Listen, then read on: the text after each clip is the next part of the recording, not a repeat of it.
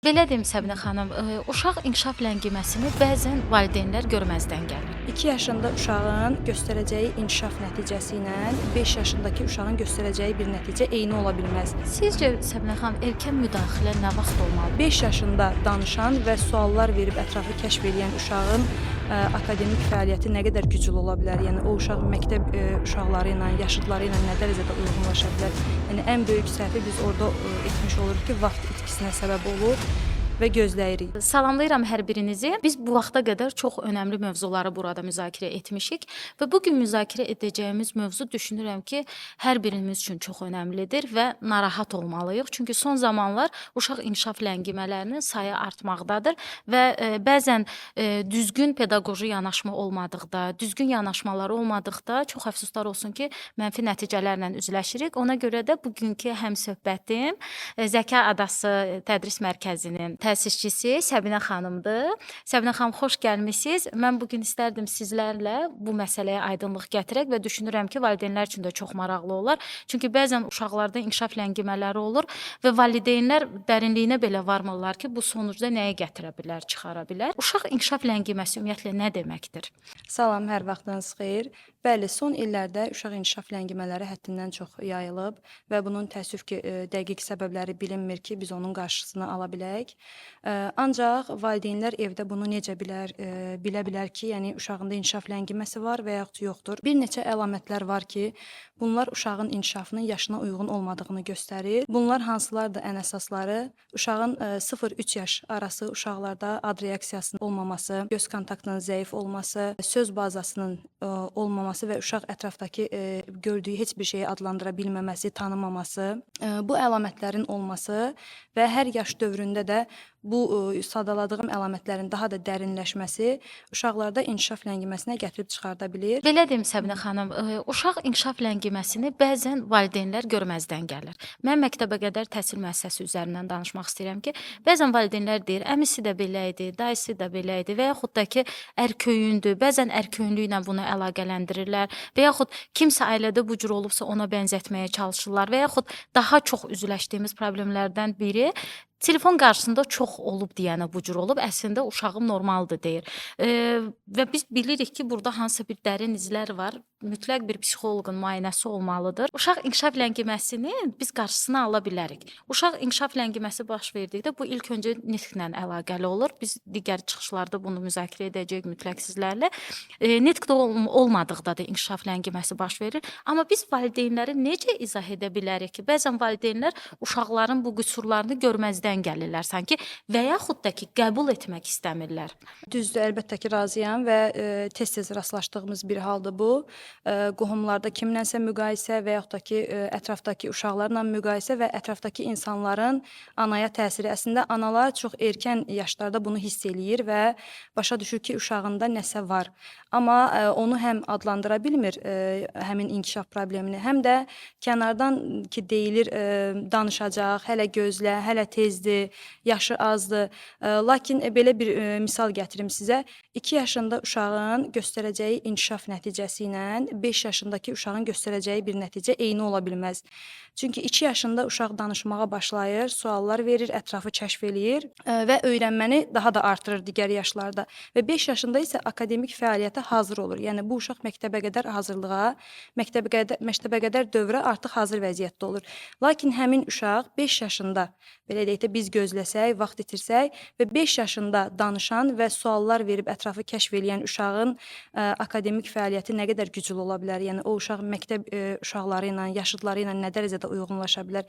Yəni ən böyük səhvi biz orada etmiş oluruq ki, vaxt itkisinə səbəb olur və gözləyirik. Sizcə Səbinə xanım, erkən müdaxilə nə vaxt olmalıdır? Yəni valideynlər övladında sizin dediyiniz o simptomlar var hansı ki, məsələn, gözü kontaktının olmaması və yaxud adına reaksiya verməməsi, əşyaları adlandırmaması və yaxud ətraf mühit haqqında məlumatlı olmaması, sanki bu aləmdə olmaması. Düzdür, bəzi sadaladığımız, indi bəzən psixoloqlar bizə baxanda bəzisində autizm spektrində əlamətləri görünür, amma hər göz kontaktı olmayan və yaxud nitqi inkişaf etməyən danışmayan uşaq autizm spektr demək deyil. Burada müəyyən səbəblər də ola bilər. Sizcə valideyn bunu övladında görəndə, mən şəxsən öz təcrübəmdən paylaşa bilərəm ki, məktəbə qədər təhsil üzrə də çox zaman valideynlər bunu görməzdən gəlirlər. Sanki siz demiş bilirlər, qəbul edirlər.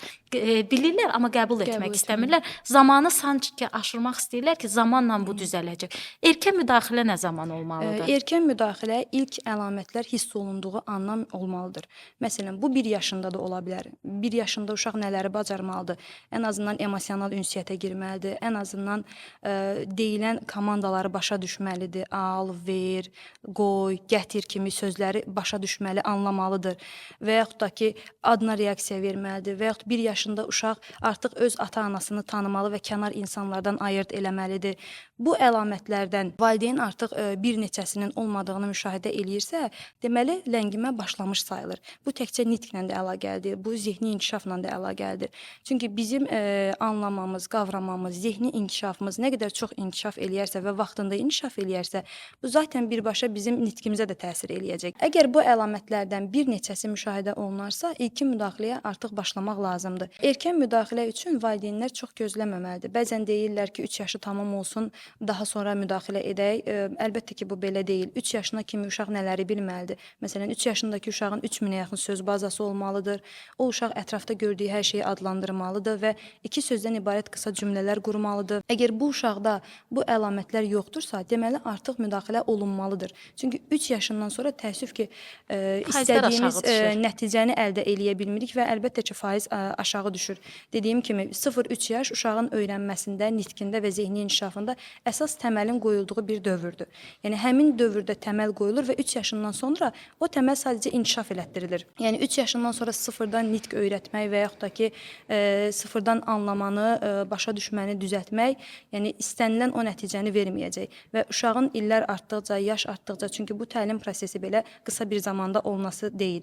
Yəni 3 il ərzində danışmayan bir uşaq 3 ay ərzində danışmayacaq. Əlbəttə ki, bu ən azından 6 ay, 1 il vaxt aparacaq və bu müddətdə zaten uşağın yaşı getmiş olacaq və o yaş keçdikcə istər-istəməz o izlər özünü saxlamış olacaq. Bir də Səbinə xanım, məsələn, bəzən olur ki, deyirlər, rastlaşdığımız problemlərdən biridir ki, hansısa bir dərman preparatı qəbul edirsiniz, beynin inkişafını sürətləndirir. Hətta xarici ölkələrdən belə dərmanlar gətirilir və böyük, yüksək məbləğə valideynlərə satılır və valideynlər və sanki 3 yaşına qədər gözləyən valideyn 3 yaşından sonra səbirsiz olur və çalışır ki, bu zamanı daha çox nəticə əldə etmək üçün kim nə deyirsə onu edir. Çox təəssüf ki, qeyri-peşəkarların toxunuşu nəticəsində həmin ən çox da əziyyət çəkən uşaqlar olur. Düzgün müdaxilə olunsa, düzgün diaqnoz, ən əsas birinci, siz bizdən daha yaxşı bilərsiniz, diaqnoz çox önəmlidir. İnkişaf ləngiməsini yaradan proseslər hansıdır? Burada ananın hamilə dövründə, hamiləlik dövrünün izlənilməsidir, hamilə dövründə infeksion xəstəliklərin keçirilməməsidir.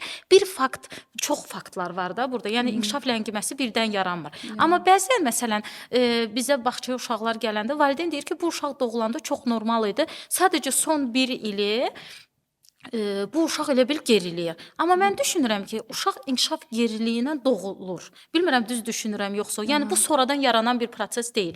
İnkişaf ləngiməsi mən düşündüyümə görə, öz təcrübəmə arxalanaraq deyirəm. Yəni hansı bir yazılı ədəbiyyatda bu yoxdur. Uşaq inkişaf ləngiməsi genlərdən ötürülərəkdir. Yəni sizcə bu necədir? Yəni sonradan mı yarana bilərmi bu Bəli, sonradan da yarana bilər. Sonradan yaranma nəyin nəticəsində olur? Uşaqların qapalı həyat tərzindən, yəni ünsiyyətsiz qalmasından, pedaqoji baxımsızlıqdan, telefon və televizor asılılığından günümüzün ən aktual problemidir. Hətta cüzi bir ləngimə varsa belə, həmin telefon və televizor asılılığı bunu daha da gücləndirə bilir və əgər anadan gəlmə ləngimələr varsa, əgər 1 yaşına qədər bu reaksiyaların heç biri yoxdursa uşaqda, şübhələnmək lazımdır.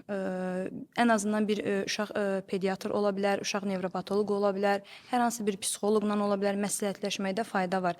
Hətta mən deyərdim ki, biz necə ildə bir dəfə uşaq müayinələrinə gediriksə, pediatr, nevropatoloq müayinəsinə gediriksə, bir psixoloq və yaxud loqoped müayinəsinə də getməkdə böyük, yəni fayda vardır. Çox sağ olun bu dəyərli fikirlərə görə. Bir də Səbinə xanım, nəyə istəyərdim sizdən soruşum? İnkişaf ləngiməsi olan uşaq və bu günümüzün reallığı çox əfsuslar olsun budur ki, əgər bizim məktəb hazırlıq qrupamızda 17 nəfər uşağımız uşaqlarımız varsa, artıq onların çox bir qismində biz inkişaf ləngimələri görürük və bu paralel şəkildə aparılmalıdır. Məktəbəqədər təhsil müəssisəsi, psixoloq və ailə. Çox zaman ailədən dəstək ala bilmədiyimizə görə nəticələr çox faiz etibarı ilə Zəif olur. aşağı olur.